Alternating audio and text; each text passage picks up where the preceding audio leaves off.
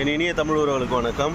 இப்போ இந்த பதிவு எதுக்காகனா, காலையில் ஒரு அண்ணன் வந்து வண்டி மைலேஜே தரமாட்டேது தம்பி, 5000 கிலோமீட்டர் தான் ஓடி இருக்கு, ஆனால் சுத்தமாக மைலேஜ் தரல, வெறும் 40 தான் தருதுன்னு சொல்லியிருந்தார். ஒரு சின்ன ஒரு விளக்கம் அதுக்காக.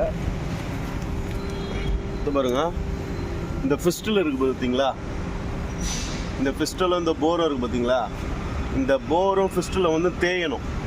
மினிமம் வந்து ஒரு 10,000 கிலோமீட்டராவது ஓடினா தான் அது தேயும். அது தேஞ்சு நல்லா எப்படி சொல்கிறது, ஒரு 10,000 கிலோமீட்டர் வண்டி வந்து ஒரு 10,000 கிலோமீட்டர் தாண்டினதுக்கப்புறம் தான் உங்களுக்கு வண்டிக்கான மைலேஜ், கரெக்டான மைலேஜ் எல்லாமே வரும்.